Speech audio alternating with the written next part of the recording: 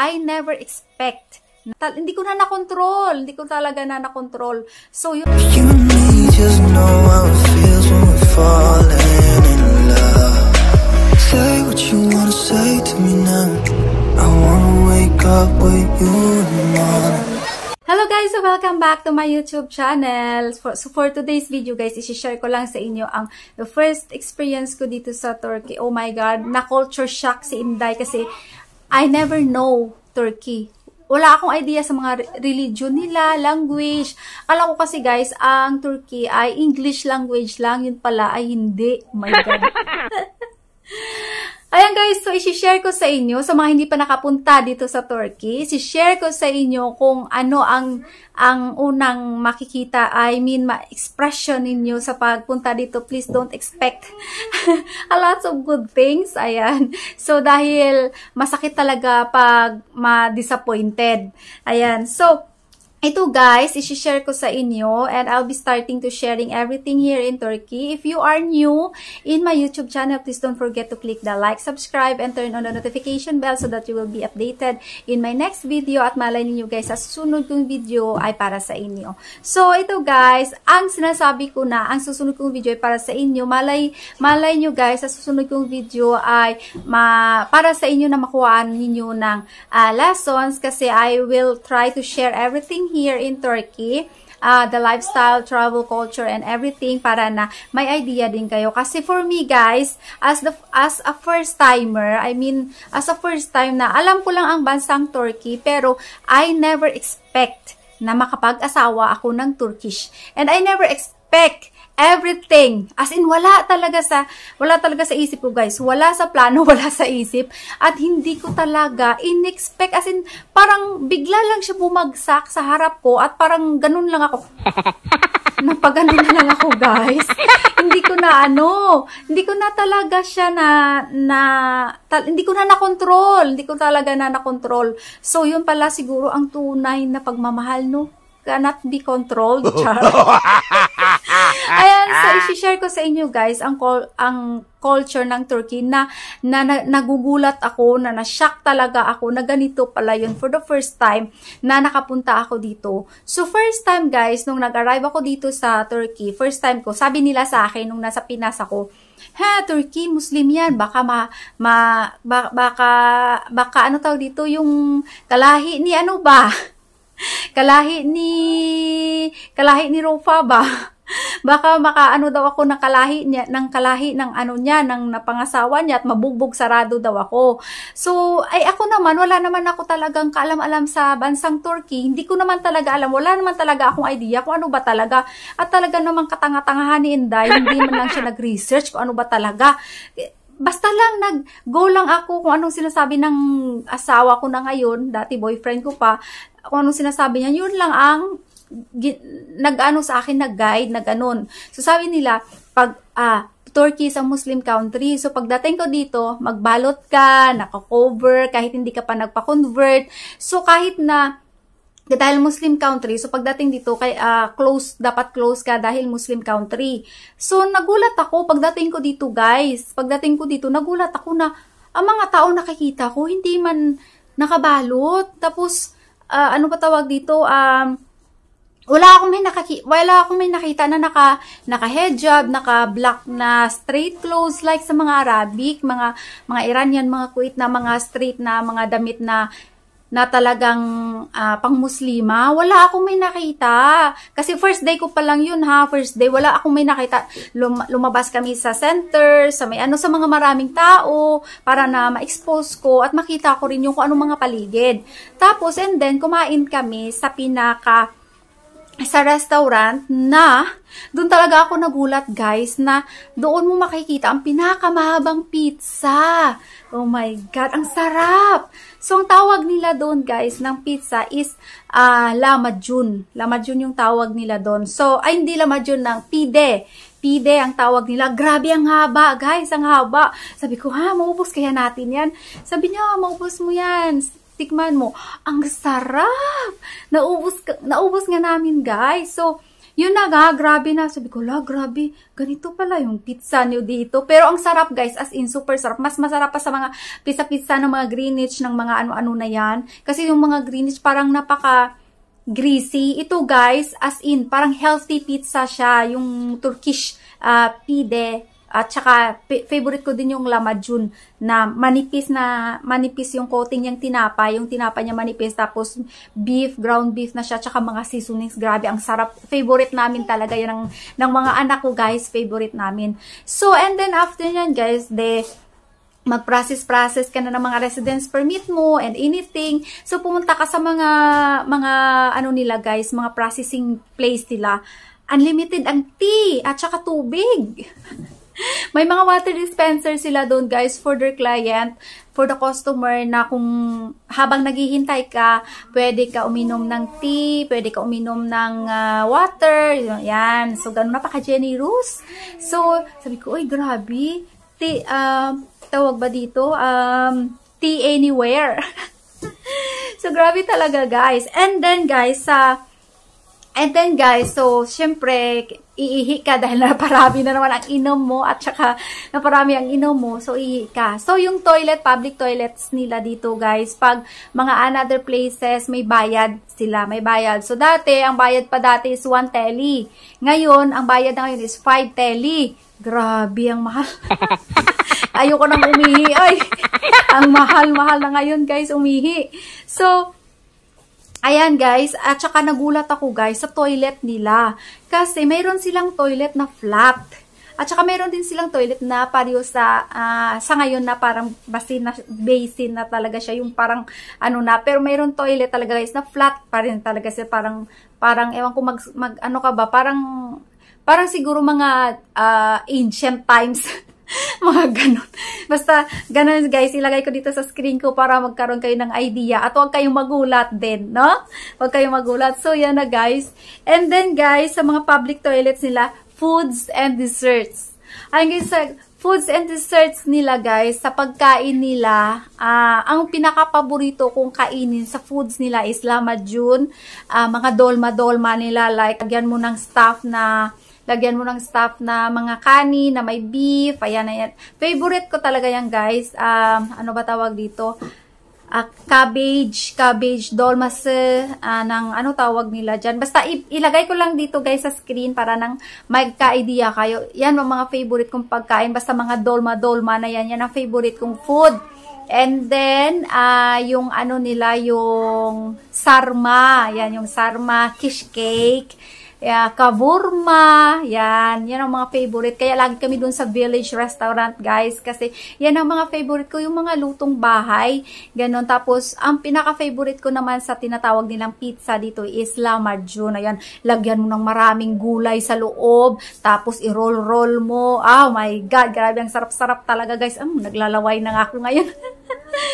Sobrang sarap. Ayoko lang ng pagkain nila, guys, na parang soup yung mga sherheye, mga ano ba yun, kasi parang oily, sobrang oily, pati yung mga rice nila guys, grabe sila ka-oily, as in na parang na-shock talaga ako, nagulat na pag maglagay sila ng olive oil man yan guys, or cooking oil pa rin yan, kaya as in, gabi, gulat talaga ako guys, maglagay sila ng isang baso sa niluluto nila na na olive oil, na isang baso sa niluluto nila. Grabe. I cannot eat that. It's too greasy, it's too oily. And then, kahit pa na olive oil man yan, kasi ang olive oil di naman niluluto yan. Kasi pag ilulutuin mo yan, nadedo na ang mga vitamins at mga ano na yan, dapat yan sa olive oil, sausaw sa tinapay, kainin lang ng fresh, nga ganun lang. Pero pag in-overcook mo na yan, pinakuluan mo na yan, greasy na yan siya, wala nang vitamina, kundi namatay na, nadedo ng mga good essentials niyan. So, walang kwenta, walang purpose kung nag-olive oil pa kayo. Mag-cooking oil na lang kayo, makamura pa kayo. Ayan guys, so grabe ka-oily ang food nila. So, it comes naman sa sweets. Ay, Diyos ko Lord. So, it comes naman sa sweet guys, sigurado. super, super, super, super sweet talaga. Ay, Diyos ko. Isang baklava lang yan, guys, ang makakain ko. Hindi ko kayang dalawa kasi masusuka na ako dahil sa oil. Kasi may oil yan siya na nilalagay din butter. Yung butter oil din, butter, tsaka water sugar, ilalagay mo doon sa may baklava. Hindi ko kaya yan, guys. Diyos ko Lord, di kaya na sikmura ko kasi may peptic ulcer ako. So, pero sa inyo, guys, kung wala kayong mga sakit, mga peptic ulcer, hindi kayo diabetes, wala kayong mga sakit sa katawan, carry yan. Pero pag may mga sakit ka na like me, may peptic ulcer ako, masusuka talaga ako, guys, at aakyat talagang acid ko sa mga sweets nila. Kaya pag talaga like mga sweets Bayram, mga sweets festival nila dito, guys, tag-isa bawat bahay na pinupunta namin, tag-isang maliit na slice lang talaga ang kinakain ko. Kaya sinasabi nila sa akin, kaya ang payat mo dahil ang pagkain, marami pang kain ng butiki sa iyo. Hindi ko kaya, guys, kasi may peptic ulcer ako, susuka talaga ako. So, at saka kung hindi man susuka, sasakit talaga yung tiyan ko. So, hindi ko kaya talaga ang mga pagkain nila dito na super sweets. At saka, ito, guys, pasalamat lang talaga ako, guys, kasi hindi kami nakatira kinabiyanan since before. Bali, before, 6 months lang ako kinabiyanan nung una pa lang ako dito. So, sa kanya talaga ako natuto na magluto. Pero, and then, after that, may sarili na talaga kaming bahay. Pero alam nyo, guys, nung nasa kanila pa ako, grabe, weekly ako sa hospital, guys. Dahil sa tiyan ko, lagi akong nasusuka. Sabi ng doktor, sabi ng binibinan ko, baka buntis daw ako. Paano ako mabuntis? Dahil grabe yung acid ko, grabe, bumabalik yung mga peptic ulcer ko dahil sa mga sweets at saka sa mga mantika. So, sabi ko sa doktor, Dok, may peptic ulcer ako. Bawal ako sa mga pagkain ninyo. Grabe, oily, greasy. So, yun, doon naintindihan ng doktor, bakit ako pabalik-balik sa kanya. So, sabi niya, kung anong pagkain niya, kasi mayroon siyang ulcer, yun na lang, pabayaan yun na lang siya, kung ano, siya na lang magluto ng sarili niyang pagkain, kasi hindi pwede sa kanya ang oily at saka super sweet na pagkain dahil sa ulcer niya. So, yun na, guys, at parang medyo ang ulcer ko, medyo tawag dito, parang nag-calm down siya dahil hindi na nila ako kasi pag hindi ko kasi kakainin, guys, yung mga nilalagay nilang pagkain sa harapan ko, sila, guys, nadidisappoint kasi si Bianan, hindi masarap ang luto ko, hindi kinakain ni Angel, ganun. So kinakain ko, tapos pagkatapos kain suka si Inday, tapos buntis na daw ako. Buntis na daw ako, guys. So ayan, guys, so pero okay lang naman yan, guys, sa inyo kung wala kayong peptic ulcer. So, carry yan. Ayan, so, about naman, guys, dito sa places, sa people, nagugulat ako sa kanila kasi, diba, walang English dito, guys. Grabe. Nakakaloka, nakakabaliw, wala kang may ikamarites.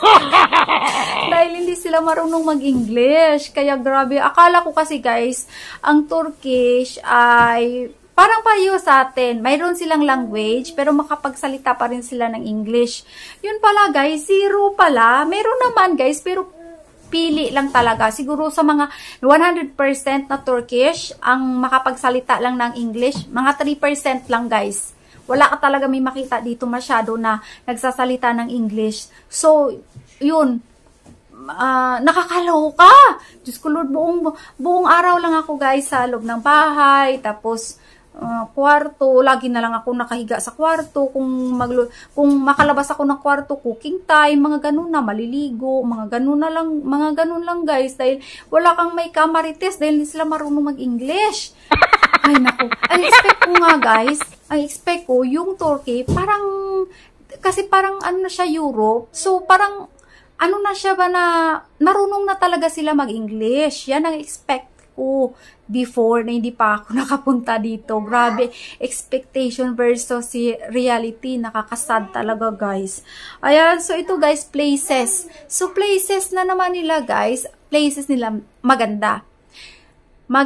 Super ganda ng mga places. So, it comes of religion, kung bakit ako na-shock Na-shock na ako talaga sa religion kasi nga Muslim sila, 'di ba? Muslim sila. That time kasi nung first time ko dito, syempre hindi pa ako Muslim, Christian pa ako. So, sabi ko, Muslim ba ang Turkey? 'Di ba Muslim ang Turkey? Sabi niya, oo. Sabi ko, 'di ba Muslim ang Turkey? Bakit hindi sila ganito manamit, ganyan-ganyan? Kasi sabi nila sa akin sa Pilipinas, 'di ba Muslim 'yan? Muslim ang asawa, Muslim yung Turkey, 'di ba? Ganito, ganyan-ganyan. Sabi niya, ha? Turkey is open country. Hindi kailangan bakit kung Muslim, ano ba ganyan? Bakit kayo mga Christian, 'di ba yung mga nani niyo nakabalot din, 'di ba? May mga, 'di ba yung madre natin, 'di ba guys? Nakabalot din sila ng ulo, naka long dress din sila na ano, 'di ba, yung mga madre natin. So parang ganun lang din. Tapos tayo na hindi mga madre, 'di ba, liberated tayo manamit. So sila guys, dito sa Turkey dahil open country na, so kung pupunta kami ng mosque, so yun, ano din kami, dress code din kami, proper dress code din kami kung ano ang ano doon, respetuhin natin yung tawag nila bahay ng Diyos, bahay. So tayo dapat na mga Christian, kung pupunta tayo sa church, dapat naka long sleeves din tayo, naka pants or naka long dress tayo na hindi makita yung mga dibdib natin, mga puwet natin. Pero tayo kasi guys ng mga Christian ako guys na Christian dati guys, na ano, pag pumupunta ng church, nako, Diyos ko Lord, paseksihan! 'Di ba? Paseksihan! Pag hindi ka sexy, wag ka nang sumimba, dahil. Ganon. So, paseksihan guys, papuntang simbahan, pagandahan ng heels, pagandahan ng damit, o 'di ba? Hindi ko sinabi to sa lahat-lahat ha. Yung mga nakikita ko lang dati nung nagsisimba pa ako. So, parang sabi ko, this is wrong. It's like, there's something wrong, char. Ayan, so, yan na guys. So, dito nagulat talaga ako na pagdating ko dito, it's a Muslim country, but it's a open country. So, lahat ng mga tao, hindi lahat, pero in 100%, mga 80% na Turkish guys, hindi na sila close head. So, yan guys, sabi nasa ko, so okay na sa'yo. Sabi ko, oo, okay na. Kasi nakita ko na ganito pa. Totoo pala, yes my love. Natutuo pala ang mga totoo pala ang mga sinasabi niya sa akin. What happened? Banana? Finish banana. Ba? Oh, biti? Gusto pa niya ng isang banana. Diyos ko, 1 kilong banana guys, ubos niya. So, yun na nga guys, na-shock talaga ako about sa culture, sa religion nila dahil ganun. Ini-expect ko kasi guys talaga na mag-ano ako guys, yung mag-long pants, long sleeves, tapos may yung i-expect mo ba? But I'm thankful naman na normal lang naman ang ano. So, okay guys, so about transportation naman guys, na nagugulat na naman ako dito sa transportation nila. First time ko talaga to guys, no. Bali magbiyahe kami from Kusadasi to Bodrum. So, kasi dinadala ako guys ng asawa ko every time na mag-seminar siya, like weekend, dinadala niya ako. Syempre, kami pa lang, wala pa kaming mga anak that time. So, para hindi ako ma-bored, hindi ako malulungkot, dinadala niya ako sa mga places dito sa buong Turkey. For example, pupunta siya ng Istanbul, dadalhin din niya ako. Ano ba tawag dito? Akodja, ano ba to? Basta mga lots of places here in Turkey guys, napuntahan ko na. Nakalimutan ko na yung mga names nila. Pero, nasa picture naman namin. So, ano ba tawag? Fethiye, mga tourist spot na pinupuntahan namin, dinadala niya ako guys, so para hindi ako ma-bored, pero bored pa rin ako guys, dahil iba talaga yung may friend ka na makipagmari ka everyday. Ako pa naman guys, masyado akong vocal na tao, gusto ko may kausap ako araw-araw. Transportation, napaligaw na naman tayo. Nagustuhan ko sa transportation nila kasi nagbibigay sila ng snacks. Minsan may pa cake sila, may pa cupcake sila, tapos ice cream. Ayan, so cupcake, ice cream, tapos mayroon silang binibigay na maliit na water. Yan, hindi, kahit wala kang dalang snacks, guys, or wala kang dalang packet food, meron sa bus, so hindi ka magugutuman talaga. Kahit na 1 hour to 2 hours lang ang biyahe mo, mayroon talaga silang pa-snacks. So, kumbaga, dala na yan sa, ano nila, guys, sa ticket na binili namin. Lahat ng ticket, guys, na binili mo, mayroon na talagang ganyan. So, lahat bibigyan talaga sa loob ng bus. Ayan guys, and then ito na nga guys, ang sabi ko sa inyo na shock talaga ako dito guys sa language nila. Kasi akala ko nga guys, English. My God. Kumbaga pareho sa atin Filipino, pero nagsasalita tayo ng English. Pero dito guys, wala. Oh my God. As in talaga na, ano talaga ako sabi niya sa akin, okay lang sa'yo, punta ka ng Turkey, ganyan. Sabi ko, okay, no problem. Tapos, no problem. Yan pala, guys. Hindi naman lang sinabi sa akin na ang mga tao sa Turkey hindi marunong mag-English. Ang language namin ay Turkish lang. Walang English. Kaya, mag-ready ka ng ng bala mo panggera. So, dapat, sinabi niya na sa akin, pero hindi niya sinabi. And, I was thinking also guys na marunong sila mag-English kasi siya marunong mag-English at saka ang galing niya sa English. Kaya I expect na ganun din ang mga tao dito. Pero hindi pala guys. Diyos ko Lord, 10 years na ako dito guys. Di pa ako marunong mag-Turkish. Sobrang hirap. Sobrang hirap ng language nila. Makakaintindi ako guys. Makakapag-communicate ako. Pero hindi sa mga talagang fluent at saka yung ano tawag dito yung grabe kasi guys ganun ang napaka-twisted. Kailangan twisted talaga yung dila mo tapos napaka ano tawag dito tapang or napaka-hard ng pag-pronounce. Hard ng pronounce. Mag-Turkish ako, tinatawanan nila ako kasi super soft. Super soft daw ang dila ko. Ay, nako, ewan ko. Kahit nga yung panganay ko, ano din siya, no? Parang American accent din siya. Kaya tinatawanan din siya sa school dati. Pero ngayon, okay na siya. Nasanay na siyang mag-Turkish everyday sa school. So, yan talaga guys, gulat na gulat talaga ako guys dito sa Turkey noon. Kaya kung makapunta kayo dito guys, please be prepared at saka na what you expect is not what you really get. Ayan. So, hindi talaga as in. At Google, ano din no, makipag-communicate din kayo kay Google Amjano, kay Mr. Google. Magulo-gulo din kayo para search din kayo sa kanya para may idea kayo dito sa Turkey. At sa places na pupuntahan nyo kung saan kayo titira kasi medyo mahirap. Ang daming places dito guys sa may Turkey guys, may mountain places, mayroon place na grabe kakapalang snow, mayroon place na hindi nagsusnow, mayroon place din dito guys na parang Pilipinas lang, kaya doon na kinukuha yung mga saging sa Antalya. Sa Antalya guys, mayroon part na malamig, mayroon part na parang Pilipinas lang ang weather, hindi siya masyadong malamig. So, doon nang galing ang mga saging. Kasi hindi masyadong malamig. Pero, dito sa amin sa Kusyedasi, nako Diyos ko, manginginig ang bilat mo dito. Wala siyang snow, pero sobrang lamig. Sa Istanbul naman, grabe naman ang snow, Ankara, tapos dati naming nilipatan dahil guys sa Inubuluka sa Kastamonu kasi napakataas na bundok, grabe ang snow doon, Diyos ko, hanggang bewang.